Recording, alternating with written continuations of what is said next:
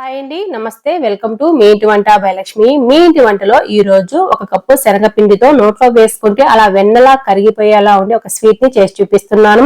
అది కూడా చాలా సింపుల్ గా 10 నిమిషాల్లో ప్రిపేర్ చేసుకోవచ్చు. ఎప్పుడన్నా ఇంటికి చుట్టాలు అనుకోకుండా వస్తే ఇలా స్వీట్ చేసి పెట్టండి, వాళ్ళు మిమ్మల్ని అయితే మెచ్చుకోకుండా అస్సలు ఉండలేరు.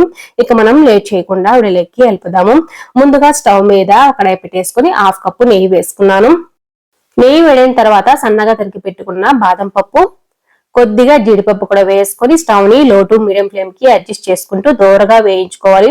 ఇవి కొద్దిగా ఫ్రై అయిన తర్వాత ఎండు ద్రాక్ష కూడా వేసుకొని ఎండు ద్రాక్ష బెలూన్స్ లాగా ఉబ్బేంత వరకు వేయించేసుకుని ఒక పళ్ళెంలోకి తీసేసుకుంటున్నాను. ఇప్పుడు కడాయిలో నెయ్యి ఉంది కదా, ఇదే నెయ్యిలోనే స్టవ్ లో ఫ్లేమ్ లో పెట్టేసుకొని 1 కప్పు శనగపిండి వేసుకుంటున్నాను. అలాగే 2 టేబుల్ స్పూన్ల వరకు బొంబాయి రవ్వ కూడా వేసుకొని స్టవ్ ని లో ఫ్లేమ్ లో పెట్టేసుకొని వేయించేసుకోవాలి. ఈ శనగపిండి మంచి సువాసన అలాగే కొద్దిగా ఎర్రగా వస్తుంది, అంతవరకు వేయించేసుకోవాలి. ఎక్కడే గానీ మాడనివ్వకూడదు, కలుపుకుంటూనే ఉండాలి, గరిట అనేది వదలకూడదు. చూసారు కదా, ఇలా కొద్దిగా కలర్ మారిన తర్వాత ఇందులోనే 1/4 కప్పు చక్కెర వేస్తున్నాను.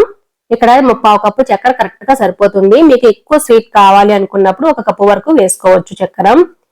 1/4 కప్పు అయితే కరెక్ట్ గా సరిపోతుంది. మొత్తం కూడా బాగా కలిసేటట్టు కలిపేసుకున్న తర్వాత ఇందులో ఒక 1/2 టీ స్పూన్ వరకు యాలకుల పౌడర్ కూడా వేసుకున్నాను, మంచి సువాసన కోసము. ఇలా మొత్తం కూడా బాగా కలిసేటట్టు కలిపేసుకోవాలి. ఇలా కలుపుకున్న తర్వాత ఇందులో 1/2 కప్పు వరకు పాలు వేసుకుంటున్నాను. కాచి చల్లార్చుకున్న పాలను వేసుకొని మొత్తం బాగా కలిసేటట్టు కలిపేసుకోవాలి. ఇదంతా స్టవ్ ని లో ఫ్లేమ్ లో పెట్టే చేసుకోవాలి. చాలా ఫాస్ట్ గా అయిపోతుంది, ఎక్కువ టైం ఏమీ తీసుకోదు. చూసారు కదా, ఇలా బాగా కలిపేసుకోవాలి. ఇలా కలుపుకున్న తర్వాత 2 టేబుల్ స్పూన్ల వేడి నీళ్ళలో కుంకుమ పువ్వు వేసి నానబెట్టుకున్నాను, వాటిని ఇందులో వేసుకున్నాను. అలాగే ఇందులో 1 కప్పు నీళ్లు కూడా వేసుకొని మొత్తం కూడా బాగా కలిసేటట్టు కలిపేసుకోవాలి. ఇలా మొత్తం కలిపేసుకున్న తర్వాత ఎప్పుడైతే అడుగు పట్టేయకుండా సపరేట్ అవుతుందో అడుగుకి, అప్పటి వరకు ఇలాగే కలిపేసుకోవాలి. చూసారు కదా, వీడియోలో చూపిస్తున్నట్లుగా ఇలా ఉండాలి, కడాయికి సపరేట్ అవుతూ ఉంటుంది.